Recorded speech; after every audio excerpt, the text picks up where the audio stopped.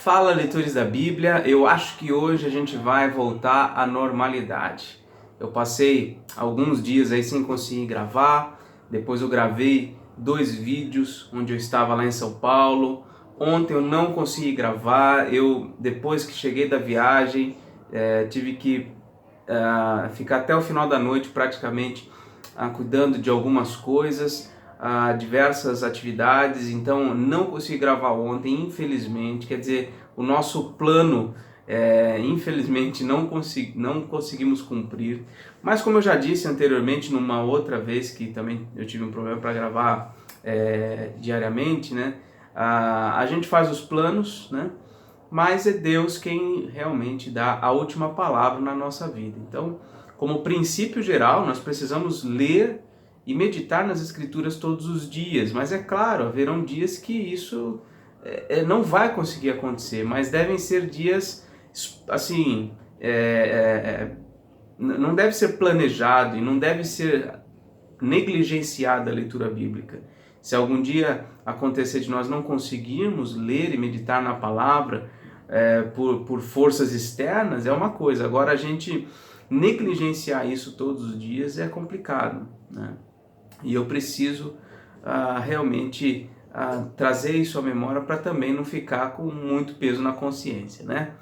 Bom, nós vamos hoje retomar a nossa leitura e vamos ler um novo livro bíblico, na verdade uma carta, e a carta que nós vamos começar a ler hoje é a carta aos Hebreus. Quem são os Hebreus? Hebreus são o povo de Israel, eles são chamados de Hebreus. É uma carta do Novo Testamento, nós não sabemos quem foi o autor, mas nós sabemos que esse autor ele conhecia profundamente a cultura do povo de Israel, a história do povo de Israel, e ele também sabia que muitos dos convertidos do primeiro século, dos convertidos a Jesus Cristo, precisavam de um esclarecimento a respeito do elo, da sequência entre o Antigo Testamento e esse novo período que eles estavam vivendo. Então, o autor de Hebreus ele vai trazer muitas informações a respeito do Antigo Testamento e vai mostrar como todos aqueles símbolos, todos aqueles rituais, todas aquelas festas, tudo aquilo era símbolo daquilo que Jesus veio e realizou definitivamente, uma vez por todas. É um livro riquíssimo, uma carta riquíssima, com muitas informações, muitas coisas preciosas para serem estudadas. Reforço aqui que nosso intuito nessas leituras bíblicas diárias não é fazer um estudo exaustivo do capítulo, mas sim uma leitura devocional, uma leitura reflexiva, mas é muito pouco profundo o estudo que nós fazemos aqui em alguns minutos. Se você quiser, é claro, eu recomendo que você estude mais profundamente esses textos que nós temos lido, né? Bom, nós vamos então ler hoje Hebreus capítulo 1. Diz assim então: havendo Deus outrora falado muitas vezes e de muitas maneiras aos pais pelos profetas, nestes últimos dias nos falou pelo Filho, a quem constituiu o herdeiro de todas as coisas, pelo qual também fez o universo. Então veja, já logo nesse primeiro verso nós vemos aqui o autor de Hebreus identificando o público a quem ele se dirige. Ele fala aqui que Deus falou no passado muitas vezes e de muitas maneiras a quem? Aos pais, ou seja, então os pais de quem? Certamente ele tem aqui em vista os pais dos hebreus, dos judeus, né? Então os profetas, os patriarcas, né? Então Deus falou a estes homens importantes no passado, mas agora, no momento presente, ele fala através do seu próprio Filho. Este Filho, que está aí até com letra maiúscula para nós compreendermos com facilidade, que é a pessoa de Jesus Cristo, este Filho foi constituído herdeiro de todas as coisas, pelo qual também fez o universo.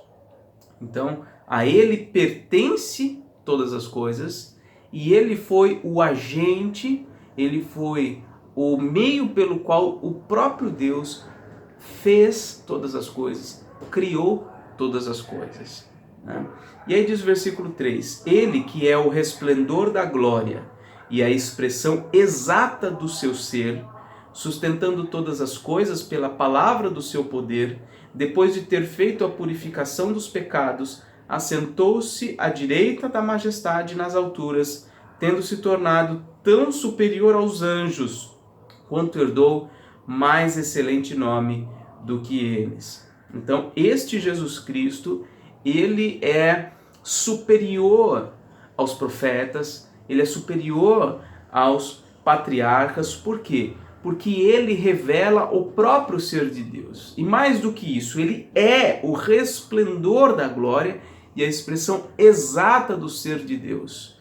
Como ele próprio disse, isso está registrado no Evangelho de João, ele é um com o Pai. Quando as pessoas o viam o próprio Pai. Por quê? Porque ele era um com o Pai. Então, ele, portanto, é superior, ele deve receber a adoração, a primazia em relação a todos os demais que já passaram antes dele. Então, ele, diz o versículo 3, depois dele ter feito a purificação dos pecados, e ele fez isso por meio da sua morte na cruz, ele assentou-se à direita da majestade nas alturas. Ele subiu aos céus e ele está na presença do Pai, ele está junto com o Pai.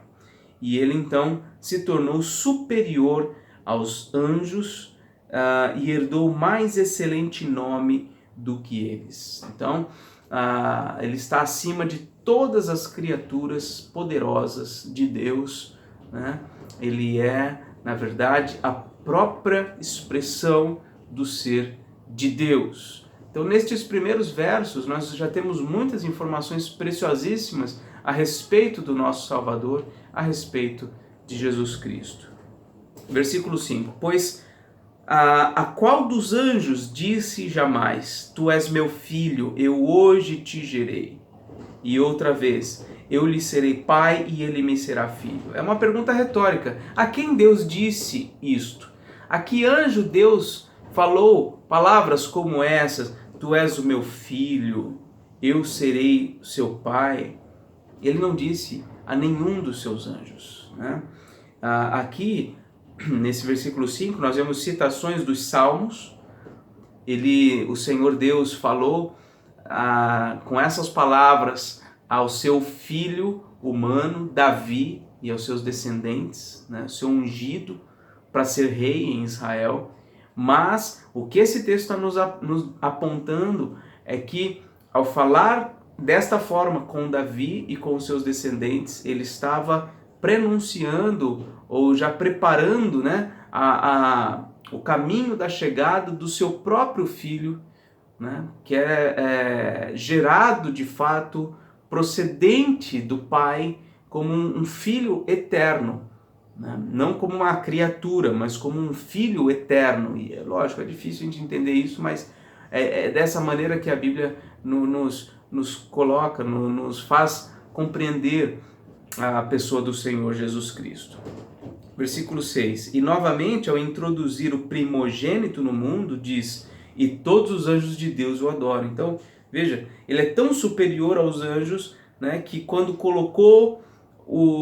Cristo foi concebido no ventre de Maria, todos os anjos foram chamados a adorar a este menino, adorar a este que era o Filho de Deus. Versículo 7, ainda quanto aos anjos, diz, aquele que a seus anjos faz ventos e a seus ministros labaredas de fogo, mas acerca do Filho, diz o seguinte, o teu trono, ó Deus, é para todo sempre, e cetro de equidade é o cetro do seu reino. Então, ele fala coisas maravilhosas sobre os anjos, mas sobre o Filho, ele fala coisas ainda muito maiores, né? Falando que ele era o próprio Deus que tinha o trono para todo sempre, que tinha o cetro de equidade. Cetro é aquele bastão real, né, que os reis portavam. Então veja, talvez a questão dos anjos, né, fosse algo importante nesse momento. Talvez as pessoas estivessem discutindo nesse primeiro século se Jesus era ou não era superior aos anjos. Então, o autor de Hebreus, ele vem já desde o início colocando, olha, Jesus Cristo é superior aos anjos. Ele não era um anjo, ele não era também um mero homem, ele era superior aos homens, ele era superior aos anjos, ele é a própria expressão de Deus, ele é, como diz aqui o versículo 3, o resplendor da glória e a expressão exata do ser de Deus. Versículo 9. Amaste a justiça e odiaste a iniquidade, por isso Deus, o teu Deus, te ungiu com óleo de alegria como a nenhum dos teus companheiros. Ou seja, ele foi colocado numa posição de honra acima de todos. Versículo 10, ainda, no princípio, Senhor, lançaste os fundamentos da terra, e os céus são obras das tuas mãos. Eles perecerão, tu, porém, permaneces. Sim, todos eles envelhecerão qual veste, também qual manto os enrolarás, e como vestes serão igualmente mudados. Tu, porém, és o mesmo e os teus anos jamais terão fim. Olha só, o que ele está dizendo nesses versos aqui, do 10 em diante, é que aqui, no princípio, Senhor, lançaste os fundamentos da terra e os céus são obra das tuas mãos. Eles perecerão. Ou seja, todas as coisas criadas por Deus perecerão. Nenhuma das coisas criadas por Deus são eternas. Nada é eterno. Só Deus é eterno. Todas as coisas perecerão. Versículo 11. Tu, porém, permaneces. Ou seja, Jesus Cristo permanece, porque Ele é eterno. E aqui, sim, todos eles envelhecerão igual uma roupa. A roupa envelhece do mesmo jeito que o manto, né?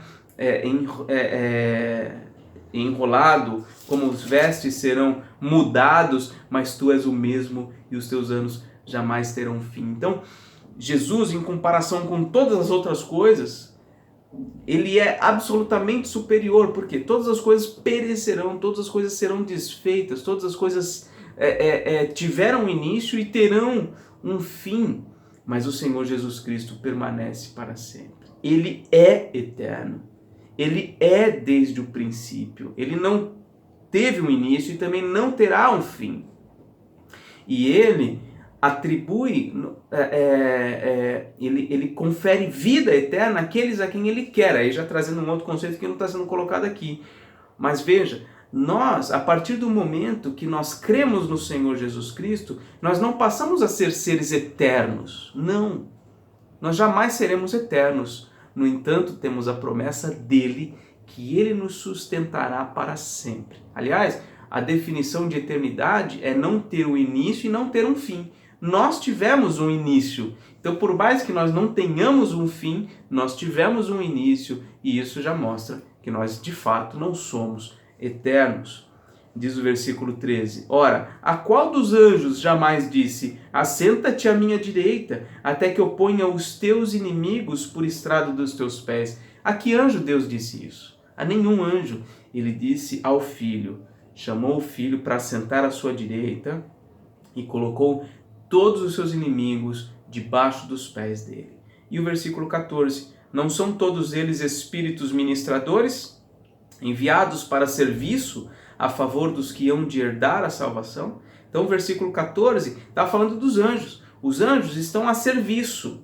Eles são espíritos ministradores, enviados de Deus para cuidar, para o serviço a favor dos que hão de herdar a salvação. Então, de fato, os anjos são importantes na obra de Deus. Deus exerce a função protetora das nossas vidas, ele nos sustenta e nos conserva também por meio de anjos.